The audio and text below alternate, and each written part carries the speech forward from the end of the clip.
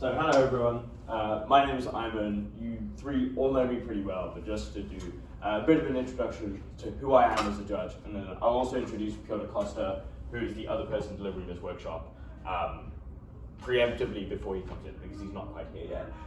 So in terms of who I am, I'm currently the competitive training officer at Edinburgh University Debates Union. I do coach two of you, hopefully we'll coach you at some point as well. And extra to that, in terms of my judging CV, I broke it. Hello, come on in. Are you here for the judging workshop? Fantastic. Please take a seat, wherever. Ideally closer to these folks so you guys can have discussions with each other and things like that. Hello. Hello. Oh, fantastic. I was just introducing myself. And I have other around here, such as at Trinity Open, etc. Pjotr, would you like to introduce yourself? Hi, my name is Pjotr. Do you also say your judging experience? Did you also say your judging experience? Yeah, just a couple of judging experiences. Euros Open final judge, Trinity Open finals chair, and a couple of other stuff. Fantastic. So cool, yeah, we'll just be walking you guys through basically the basics of judging and hopefully some examples that'll help you guys think about what's going on when we're judging in a debate. Cool, so this is what we'll cover within this workshop. The first thing is on tracking and crediting cases, so i.e. internal burdens and what you're crediting just within a team in and of themselves. The second thing is on comparing cases, so pairwise comparisons, i.e. how do you compare cross-bench teams, so like opening government versus opening opposition, and like closing government versus opening opposition, etc. And then the last thing is on crediting extensions, so pairwise comparisons but on the same bench. Just before we get started, sorry, I don't know your name. What's your name? Marjan, nice to meet you. I'm Aymaan. This is Pjotr. Just before we get started, do any of you guys need a brief on like the basics of BP debating, what the teams are, what the rules are, before we move on? Yeah. Okay, fantastic. So in a BP debate, there are 4 teams. The first team that speaks is opening government. The second team that speaks is opening opposition. Then there's closing government and closing opposition. There are 2 benches comprised of government and opposition. But notably, as judges, when we adjudicate a debate, we're looking to rank all 4 teams, not just 2 benches. They're comprised of 2 speakers each. They have funky names, and you'll get to find out that tomorrow at Edinburgh Cup, if you are coming. If not, at future workshops, you'll get to find that out. But the notable thing is that the team that is speaking changes after each speech. So, for example, the first speaker on opening government is called the Prime Minister. They will speak first, and after that, the leader of opposition, so the first speaker on opposition will speak, and then it goes back to OG, then OO, then CG, CO, CG, CO. So that is the structure of a debate. And us as judges, our role is to be within a panel firstly, so there'll be a chair, there'll be a panel comprised of both wings and trainees. Again, you'll get to find out when you're at a competition, whether you're a wing or a trainee for that round. And your role, hello Matt, come on in. Your role is basically to contribute to discussion, and as like the panel as a team eventually comes to ACL, which they deliver to the speakers. So the role basically of the panelist and the wing, the panelist, the trainee, and the chair is to come to a call and to come to decisions and have good reasons behind this in the first place. Do you have any questions about that? Okay, fantastic. Let's move on then. So in terms of tracking and just how we all track debates, I want to note specifically that everyone has their own tracking style and there's no golden rule to this. So I remember in my first year, I was told by like our coach that like you need to have like paper and you need to have a laptop in front of you, you need to have a class sheet, and then you do like something on one type of paper and something on another type of paper. This turned out to be really inconducive to me being able to track properly. Notably, everyone has different styles in which they do things like studying, everyone has different styles in which they, like are able to remember things and are able to look things back. So the first thing is just to introspectively ask yourself what works for me when I'm trying to remember things and what works for me when I'm trying to recall certain types of information. Me personally, I just have like 3 sheets of paper, which is comprised of 1, 2, 3, 4, 5 sides in total. So one side I just have it divided like that for OG, OO, CG, and CO, and I just write really basic notes here just to remind myself what their points were. And then one side is OG, one side is OO, one side is CG, one side is CO. Some people are more complicated than this. They have like whole tables on their laptop and they have a notepad. Some people do it entirely on their computers. So the notable thing here is just what works for you. Pjotr, like how do you track? So for me it depends. If it's a quite messy speaker where I just don't know what they're actually going to do, Then what I often do is I take more active notes. I'm just like, what are they saying now, what are they saying then? And I have a separate sheet where I try to like put that in a structure. It'll be like, in very one sentence, this is the OG argument. They give 2 reasons why this is true. They give 1 reason why it's like important, and then you just write it down in very basic things. And what then helps, then I have it for OG, OO, CT, CO, and then I do interactions, for example, in different ways. So I do, for example, the interaction of rebuttal in red, so then I see, okay, this is rebuttal, and then if I credit a point, but I don't credit a point, I, for example, put an X there, and that kind of stuff. So whenever I'm done within deliberation, I could be like, okay, from OG, I credited mainly these points, and I thought it was rebutted by OO from these and these points. And then I have another pen, which is a couple of meta things. So I could be like, okay, good impacting, but lack of explaining how they get there or why this is relevant to the motion and that kind of stuff. Yeah, I think like this is another good way of thinking about it. So you might want to think about having different colors for things, or having different modes of doing things, or different things for different debates.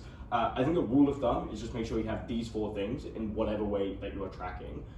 So especially in a deliberation with a panel, you want to be able to recall what specific speakers say. So you don't just want to note down what OG says, but you want to note down like what Prime Minister and Deputy Prime Minister says, and then the other 3 come auxiliary of that, right? So if you're tracking what every speaker says, hopefully you'll also be tracking the other things, but like make sure you have a way of identifying this. For me, like for example with key clashes, I just like put them in brackets, or like I put an exclamation mark next to it. Other people put it in a different color, other people put it in a different page. Again, whatever is conducive to you, just make sure you have a good way of doing all of these things.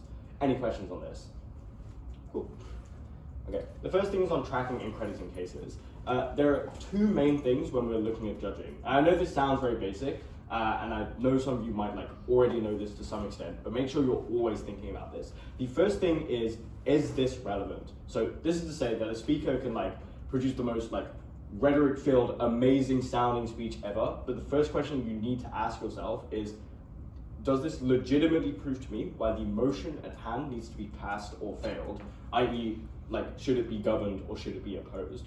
If they don't give reasons that are conducive to either side, then unfortunately they haven't produced anything that is relevant to the debate. And when we talk about burdens later, this will become a bit clearer. But like, for example, if I asked you the question, like, do you prefer cats or dogs? And then you give me like a 50-minute like absolute blinder on the analysis of why the orange is the best fruit ever, I think that's fantastic, but the issue is it doesn't help me solve my problem. So then this speech becomes significantly less rewardable.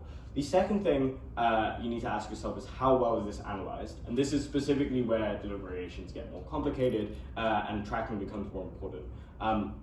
That is to say that like, when you have a claim, obviously it is the case that you need to be persuaded by this claim in the space of a debate. And there are different ways that you can be persuaded by this thing. So for example, giving empirical analysis, mechanistic links, identifying sort of like widely shared moral intuition. So often you'll hear in debates people say intuition pump, and then try and tell you something that hopefully both you and both the speaker and the judge identifies with. And then exposing other things about other cases which could be important. Notice that these are all ways that you can analyze an argument. You might encounter different wings or different panels or chairs, and also different speakers that sort of fetishize one kind of like analysis over a different kind of analysis. But note that the analysis behind the speech is what is making you persuaded within the first place. So don't be scared of highlighting any of these kinds of analysis as something that has persuaded you. But just make sure it is like persuasive within the first place, and make sure you have a reason as to why this is persuasive. Do you have anything to add on that? No. Cool. Fantastic. Here. Cool. Yeah, in terms of what to avoid, and by the way, each of these things I'm telling you to look for and avoid are explicitly in the EUDC manual. So there's this manual that tells you how to judge. If you'd like to read it, you can read it. I can send you the link. If you don't want to read it, I also didn't read it for 2 years, so don't worry too much, right? But everything that is within this presentation, in terms of information, is from the latest EUDC manual. So in terms of what to say, that was what's in there. In terms of what to avoid and common mistakes that judges make when they track and credit cases, is firstly just counting arguments. I don't know how many of you guys did world schools. I didn't do world schools. I never judged world schools, so I don't know. But what I understand from what a lot of people have told me, you just like kind of count the arguments there, and then that's how you do a call. No, Adam's shaking his head, so maybe that's not what's done. But uniquely in BP, the number of arguments a team makes is not the most important thing. Because if you think about it, when you're trying to determine whether to pass or fail a motion, just giving a bunch of arguments without proving why they're true or what context they exist in is probably not very helpful. The second thing is how clever or innovative the argument is. That is to say that like, sometimes arguments are very clever and very innovative and they sound very, very sexy, but you need to think to yourself as to whether this is a legitimate thing which is more important than like a more boring argument that could be more true and could be a better reason, again, to pass or fail the motion. And similarly to that, how interesting the arguments are. The fourth thing, and this is really important, is don't credit arguments that teams haven't made. And often it's quite easy to defer to this because speakers, like, I don't know, are very stressed or like really bad sometimes, and they don't do the analysis for you, or they like hint at an argument or dance around it but don't say the argument. If they don't say the argument, they didn't say the argument. It's not your place to say the argument. The third criteria, and this is somewhat rarer, so I would not be too worried about this. If you're going to worry about any of these criteria in any order, this is probably the least important. It is still important, so please listen to it. Is there contradictory information? What I mean by contradictory information, you need to be careful with this, is are there claims that are mutually exclusive from each other? So not claims that like could be opposing each other in some context, i.e. the team says this actor could act in X way and this other actor could act in Y way, and these are different ways. That is a legitimate thing you can say. However, if they're like, this actor does X thing, Y actor, which is like mutually exclusive to X actor doing the thing, does the same thing, then yeah, that is obviously contradictory information. In this case, you basically, so the rule here is you discredit the mutually exclusive second claim, but you also see if that claim has affected the persuasiveness of the first claim. Being contradictory in debating is like literally shooting yourself because like you don't get credited for basically either. It kind of sucks. We'll give a more clear example of this, how this looks like. Yeah. And I also want to note, the part of like counting arguments is not just about the arguments themselves, but sometimes someone will give like, I'll give 10 reasons for why this is true. And if these are just all like one-liners and they're not explained, that doesn't actually make the argument stronger. So it's not just about arguments, but we also like reasons why something is true. It needs to be explained why it is true or why it is relevant. Yeah, exactly. Like they could be bad reasons, like, you know, and teams do this quite often. They're like 7 reasons for this, and they're all like rubbish. So, you know, like evaluate the value of each of these mechanisms, not just like count them. That's kind of lazy. We'll take questions when we're getting towards the end of this section, because yeah, Pjotr's right. We have some examples to back each of these up. Cool. A note on burdens. So, like when I say burden, what is that like? Okay, I realize I put the slide up. Let's go back. Like when I say burden, what does this mean to you guys? Like, Ruby, what does this mean to you? What a team has to prove in the debate based on what they've said they're going to prove, usually. Okay, fair enough. Adam, do you have anything to add on that? Yeah, fair enough. I think this is that was pretty comprehensive. So a burden is basically what a team needs to prove for the claim to be either true or for the claim to be relevant.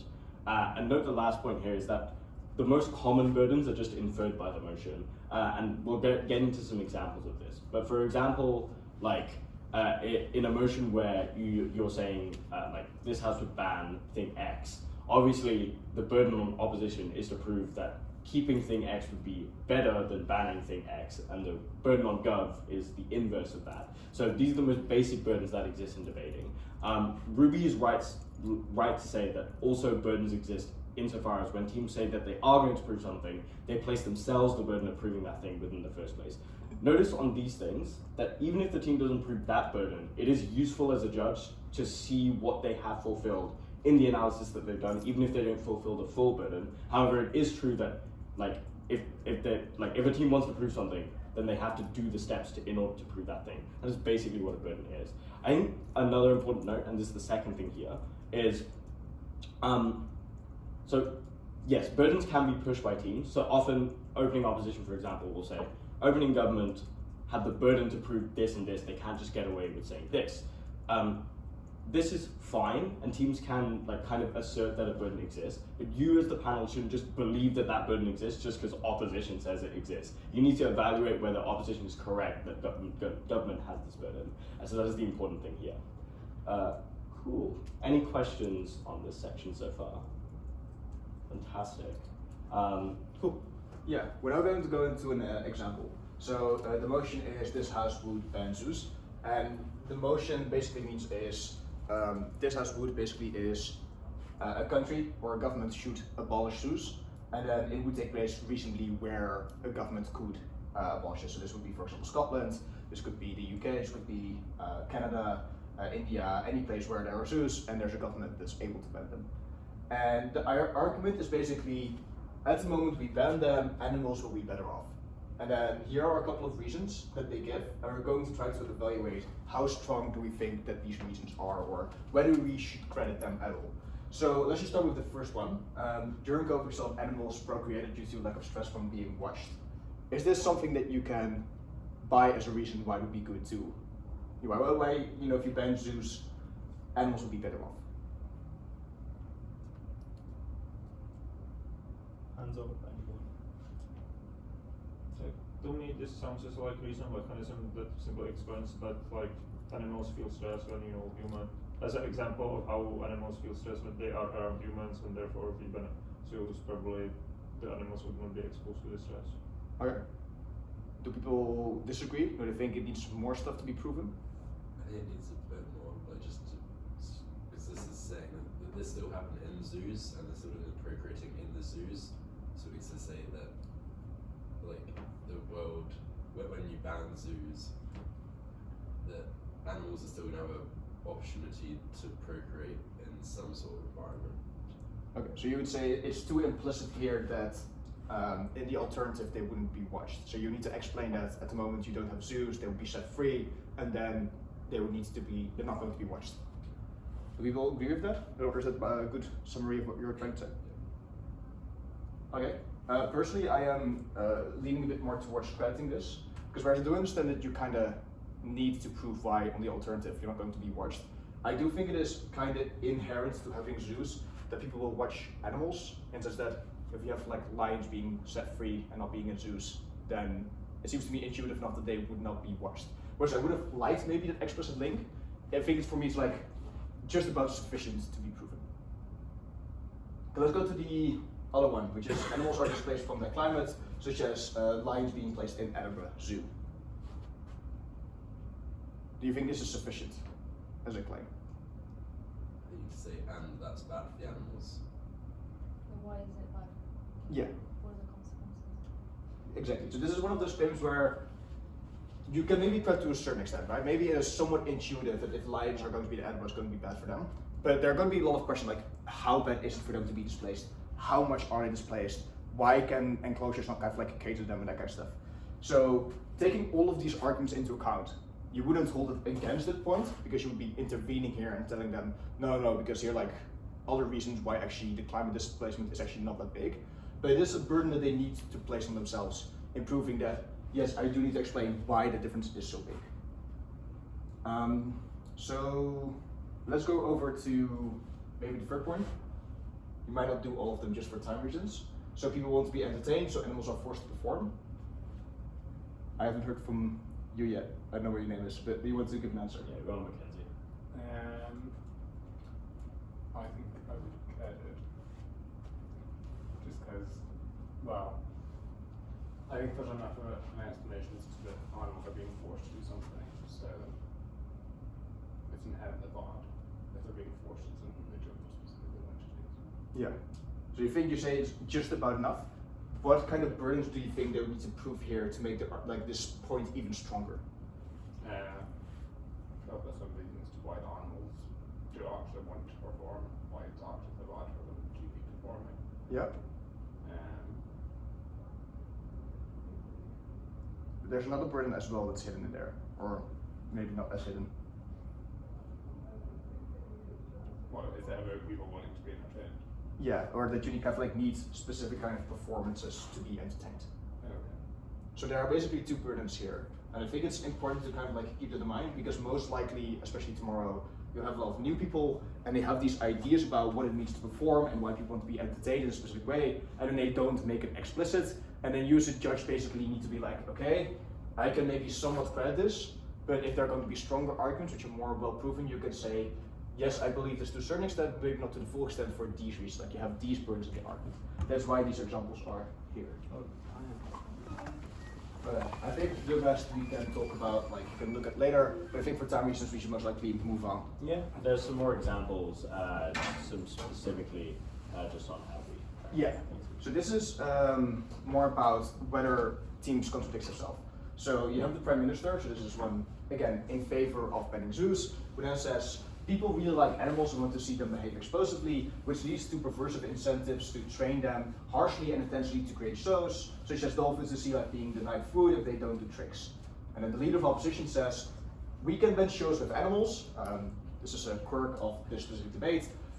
If government says we're going to ban it, then opposition can implement another policy that they are going to forward, which kind of like requires the same amount of like effort. Sometimes that's called political capital, or it is like called fiat. But it's just it needs to have the same amount of funding and kind of like care that you need to do for it. And then you say, when you have zoos, they're able to teach people about animals via tours, information screens, movies, etc. And then presumably they will explain why that's going to be good. Then the DPM, so this is again the person who's in favor of the motion, who's in the same team as this person, says, people don't learn in zoos about animals as they don't remember the information we teach them, so you won't get donations of awareness of climate change / animal issues. And then the DLO says, people who train animals can't have the incentive to harm them, and then they give a couple of reasons, which is animals is better when they like you, they have an affinity for animals since they want to work with them for relatively low pay, and people enjoy watching happy animals more. So, what do you think are possible maybe contradictions or interactions between maybe DLO and LO, or DPM and PM? The part where DLO says people who train animals don't have the incentive to harm them, then before they've agreed that it is harmful, so we can ban shows with animals. Yeah, this is the most direct way you oftentimes see tensions, which is where they say, oh, actually we're going to do this, or actually it's not, we can do other ways. And then the other person, for some reason, wants to react to what other people are saying and then tries to rebut it, giving reasons why something actually isn't bad, but they've already conceded that you're not going to do it. So all of these points are actually kind of like mute in that sense, because the argument about animals and shows and that kind of stuff is just out of debate because it's not the debate anymore. Is there possibly another kind of tension that you could see? Maybe between the gov bench?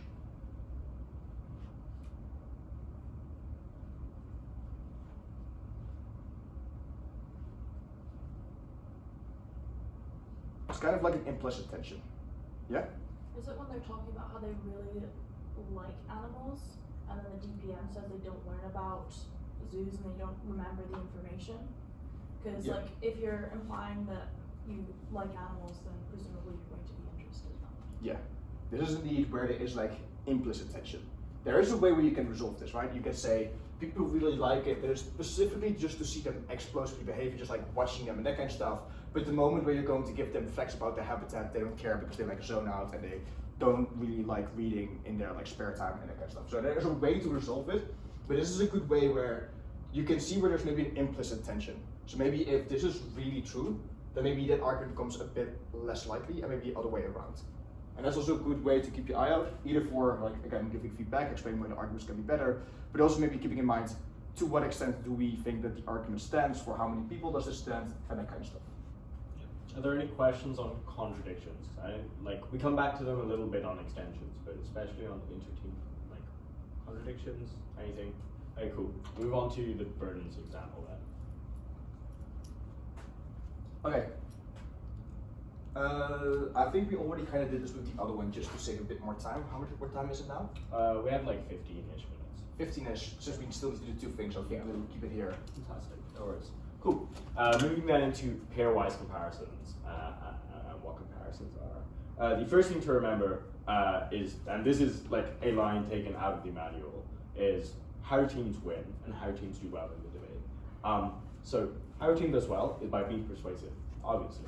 But the parameters of this persuasiveness are firstly their burdens, which we've covered, and then the rules of BP debating. Because otherwise, like, teams would just like be persuasive like forever, like not taking POIs and like not meeting their burdens and talking about whatever. So this is the art of the sport. I think I know this is really simplistic, but it's a really good thing to keep in mind, because like insofar as a team needs to win by doing these things, means that the teams are meeting the burdens of this condition specifically. So then that is the base justification of why you have a team over a different team, because they've done this better than a different team.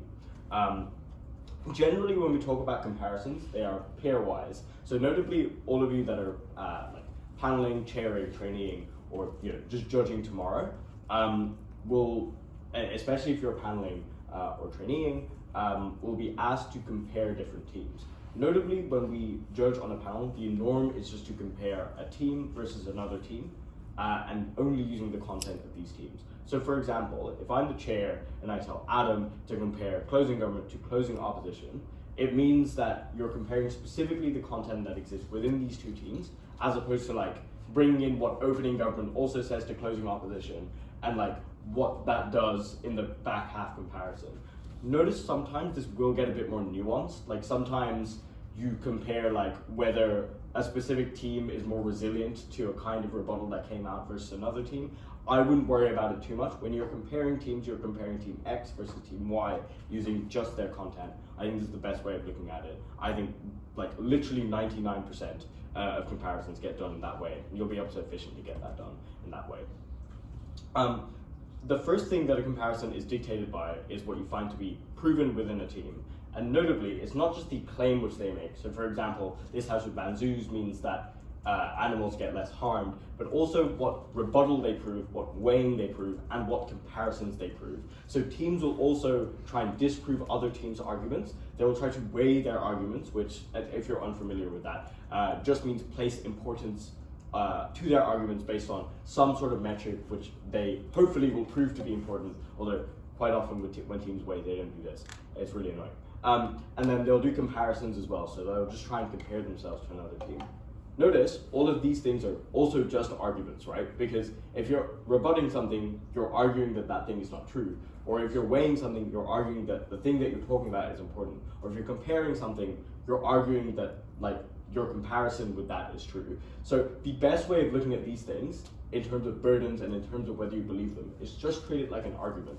Do they prove the thing that they're trying to say, and is it rewardable? In this sense, it probably makes it easier or more convincing when you're talking on a panel and trying to track, for example, what rebuttal works and what weighing works, especially when you're talking about two teams that are against each other. These things are just arguments. They're like credited in that way in the first place. Also, another thing that's important here about the pairwise, it's not just that one team is good. It might just be that another team is just better. So a team proves all the burdens, but then another team does it just better. But the opposite is also true, which is a team might be really bad, but then they still don't lose the specific comparison because someone else is worse. So it's not just in a vacuum, it's just who does better things and who does worse things. Yeah, I think that's important. Before we just move on more into comparisons and rebuttal, are there any first questions about how to compare teams? Because this is probably the most important thing you'll do in a panel. Like, don't worry if the question is careful. Yeah. Yes. What happens if like a piece of analysis, say from a closing half to like government, entirely destroys their case, but this wasn't brought up by opening? How would you weigh the gov case versus their opposition if that was like a deciding factor? Wait, so for example, we're doing the opening government and opening opposition comparison, and closing government has a destructive material against opening government. In the top half comparison, and in the comparisons that opening government has against OO and CO, you wouldn't worry about this. Like, unless it's like contextually devastating to the point where opening government has run a context or a frame which is like total bullshit and makes no sense, and like is just empirically wrong, and in which case, in these cases, closing government can like does kind of have permission to point this out. If like they're running those bullshit false thing from opening government, then yeah, maybe that might affect it a little bit, but probably in these cases, opening government is losing anyway, so it doesn't really matter. So in the cases where opening government is actually in contention with opening opposition, or closing opposition, for example, and there's like this devastating rebuttal that closing government does against opening government, don't worry about that. Like, you're still comparing opening government and their content. Any other questions just about comparisons initially? All right, fantastic, let's move on. Cool. Rebuttal and what this is. Basically, the key thing with rebuttal, and this is kind of reflective of what we said earlier about counting arguments, is don't just track what is and isn't rebutted, but what isn't rebutted well. And this is something in the EUDC manual where they're like, judges should track what is rebutted. Like, teams will rebut a lot of things and they'll spew a lot of this isn't true, this doesn't matter, like my content here defeats this content for X reason. Again, rebuttal is just an argument. So in these cases, evaluate whether this rebuttal was done well and what is convincing about this rebuttal. Because probably it is the case that the team that has done all this case building like has reasons that maybe had convinced you at the time, and the team that has done rebuttal is like, nah, that isn't true for this reason. But you need to evaluate on the balance of firstly probabilities and secondly on persuasiveness, which one has convinced you in this case. And when you're bringing it up within a panel, like to your chair or to your other wings, be very clear why you don't credit a piece of rebuttal, because quite often this is where comparisons are decided on a panel, where you're like, a team said, like for example, opening government said X, and then your chair is like, no, but I think opening opposition still beats them because they rebutted claims this, and this effectively. This is your moment basically to flag what rebuttal they did, and then you state why you think each one doesn't meet its burden of rebuttal. The second thing to remember is just that POIs are as valuable engagement as other engagements, so just remember to track these. That is to say that like rebuttal doesn't become less persuasive inherently because it's a POI. You can still like destroy an entire case in a POI. It's a bit rare, but like you can still do that. So track these, just remember to do that. Do you know what a point of information is? Just as a question. Okay, so when speakers are speaking, the opposite bench is allowed to say POI, and then the speaker is allowed to take that POI, and the opposite speaker can just like say whatever the hell they want in this POI in the space of 15 seconds. And within the rules and within the speaker briefing and within the EUDC judging manual, you have to take one POI within your speech.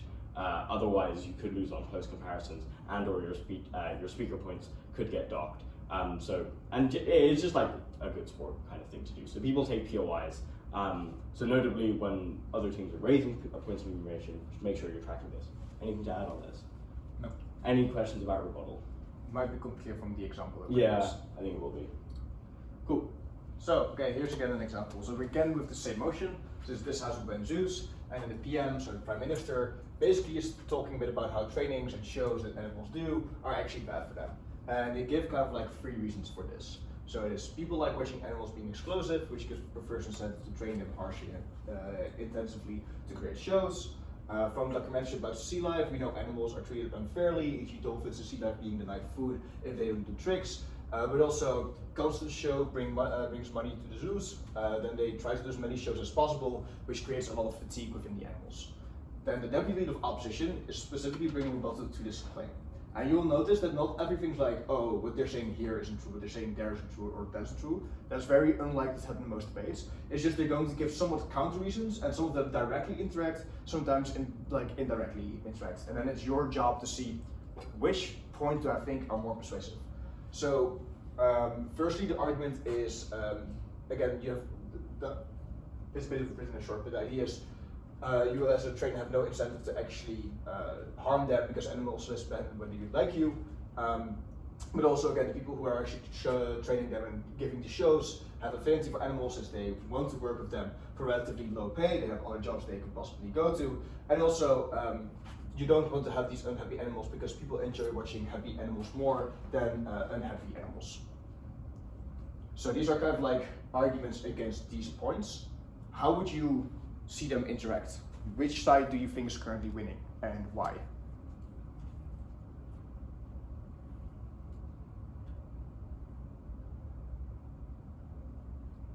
Yes.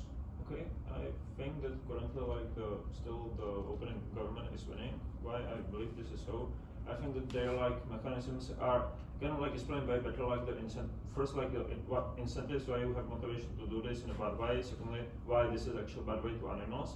I think the arguments from opening opposition are maybe a bit mitigating, maybe slightly mitigating this, that you don't have to treat them as badly, or that, for example, some people still might behave nice to them. But I think firstly I think this does not disprove completely the money incentives. Secondly, I think many of these things also are kind of secondly, I think some of the arguments are not explaining to say people, for example, people enjoy watching happy animals more. Why people would, for example, recognize if animals are happy or not. Whereas I know that they really the animals at least really suffer even. Yeah. Okay, so that is already quite good. Does anyone disagree with this? It's also possible to believe that, again, this case does interact with this in a specific way. If you had to maybe be devil's advocate, how would you explain how this argument beats that argument? I guess they're making us question why these trainees, why they would be training animals if they had an incentive to harm them. To kind of showing that, you know, oh, the pay is low, showing that clearly if they're training them, they must like animals. If you're going to train an animal, if you want it to be able to listen to you, then obviously you're going to have to be nice to it. So yeah. So it's kind of like maybe the incentives of the people who are training them. I think that this is also like a possible way that you can interact. And again, these are just a couple of lines, right? It's possible that someone maybe spends more time on these points, develops them maybe a bit more, someone spends a bit less time here. So it might be the case that generally one just defeats the other. The reason why I'm saying this is, one, you could see how they could interact, so how could possibly this rebuttal interact with that argument, but also it is important to see where they interact and where they don't. So I think what you're, for example, fairly saying is that there's just like a couple of birds that are still missing here, so why is it that people like see that these animals are happy in the first place and that kind of stuff. But I think there's also another way, which is kind of like this incentive. So this is incentive analysis of the people who train them, but there's a difference between like what these people can do and kind of like how this is organized. So you could say maybe like you really want the best for the animals, but if the zoos has just the incentive to just do this constantly all the time, you might have the best incentives, they'll still be fatigued. And then the fatigue is just a direct impact on like why it's overall bad. I think that's relatively clear.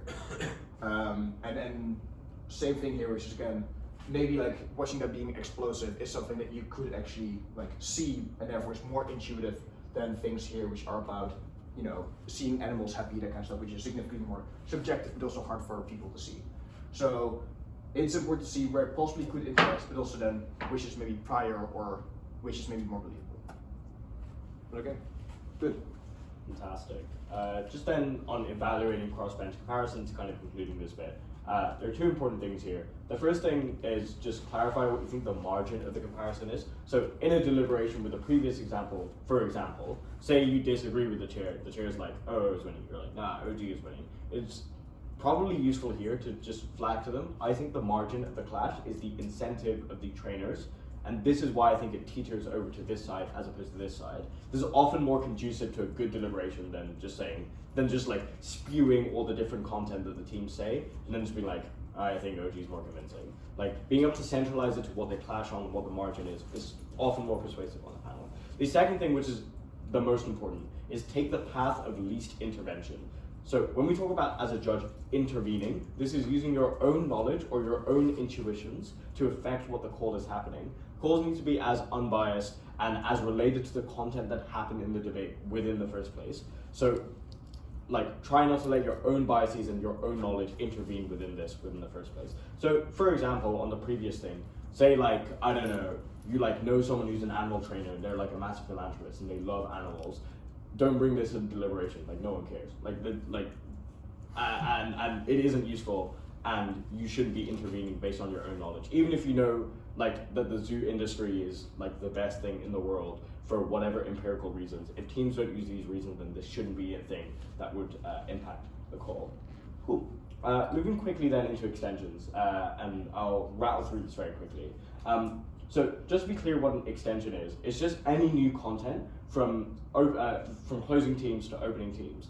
And all of these things can count as an extension. And I think the way the manual puts it is basically anything that's not a word for word repetition of what your opening said counts as an extension to some degree. So the most common extensions are new arguments and new analysis, things like new rebuttal, new examples, new criteria for judging the debate, and new applications of existing arguments. So for example, you like cross-apply one thing from the other thing from like your opening, and then you create an argument out of it. These are all things that count as extensions. The job of the judge when evaluating extensions, i.e. on-bench comparisons, so for example, closing government against opening government and closing opposition against opening opposition, is evaluating the value of this extension and also like the value of the whip speech and the rebuttal they do against other teams and things like that. We have 1 minute, so we'll do this example quite quickly. Yeah. So this is the idea. This is going to be what's called an analytical or a vertical extension. The idea is government is going to give reasons why trainings are done bad or poorly, and a closing government is going to bring the same argument, but then going to bring new and better reasons. That's the idea. So let's just again do the thing. So opening government has not changed, so that's good. Save time there. Closing government tries to bring new arguments, which is people training these animals see them as tools to make money and entertainment, and therefore you instrumentalize them, and therefore you don't really care for them that much. To be entertaining shows need to be big, which is shows require a lot of energy from animals, which is bad for their hearts as they're doing tricks that require high heart rate. But also animals are doing shows in an environment the climate is alien to them, such as lions doing shows outside in Edinburgh, which they're not catered to. So let's just, what's the first thing that comes to mind? Do you think that a couple of points are new? Are they better? Are they worse? You already have given no answers, so I want to give someone else also the opportunity. Mackenzie's eager. Right now.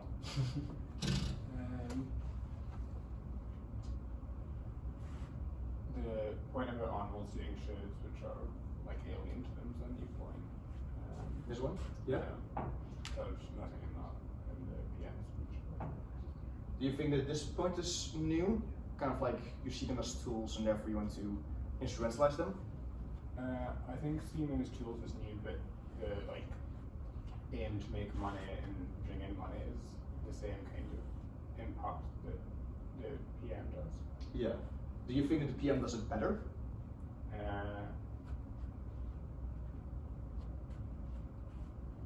No. No? Do people disagree there? Maybe you from the back? Yeah, that is you, the green shirt. What do you think? Oh, me. Yeah. Okay, sorry. Do you think the PM explains better the idea of like, you know, maybe not instrumentalization, which is something that closing government does add new, but the idea of you seeing this as tools to make money and entertainment? Well, I think it responds better to the point that opening opposition made, saying that Opening opposition is not in the debate. Like, yeah. you don't know anything about what they said for Okay. now. No, I'm not sure. Here's what I would say.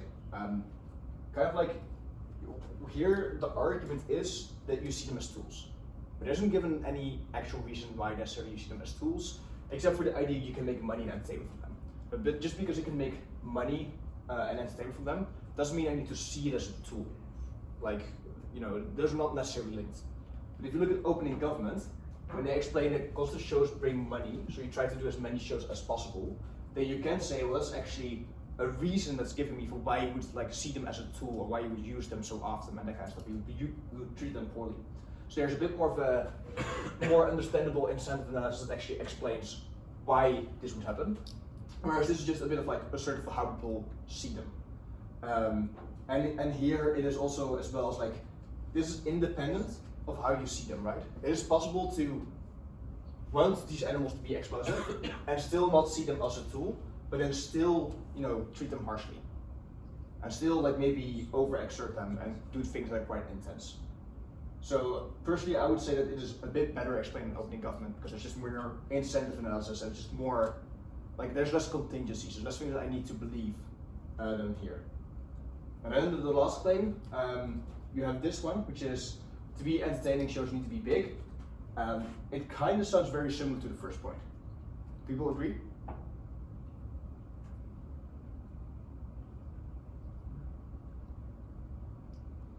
You in the red shirt, do you agree? Yeah, I mean, it's quite similar to people like watching animals being explosive. Yeah. I mean, it's slightly different insofar as it's like specifically about entertainment, but I mean, it kind of is that watching animals is more or less the same. What do you think is new here? The stuff that's bad for their hearts, Yeah. which require heart rate. Do you think that this is more or less persuasive than just saying that, you know, it will be fatiguing and it will be intense for them? Well, I guess like it's an extra layer of analysis, but the main bulk of it has been done in the opening. Yeah. Here's what I would agree. So the reason why I'm saying this here. Listen up, please. Yep. The reason is this is very similar.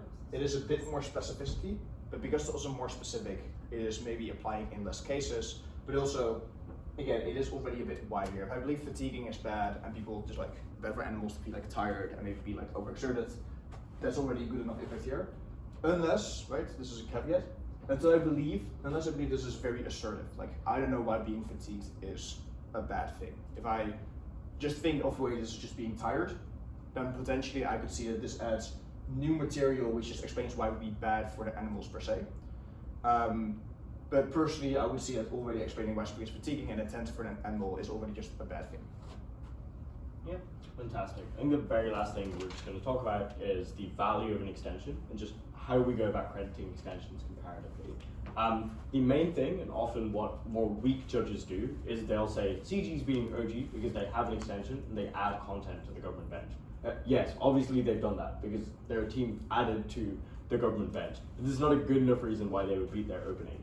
Just notably on the knife and also on the comparative metrics, what we talked about earlier and what the main thing is, which is this a more persuasive reason to pass or fail the motion than what opening gives? That is basically the only question that you have to ask yourself when weighing a closing team. There's some stuff here on what the analytical extension is. Again, we kind of talked about it more in the example. Just maybe have a look at some of these reasons as to why a vertical extension could be winning. But yeah, I think the intuitions that you guys shared on that example was fair enough.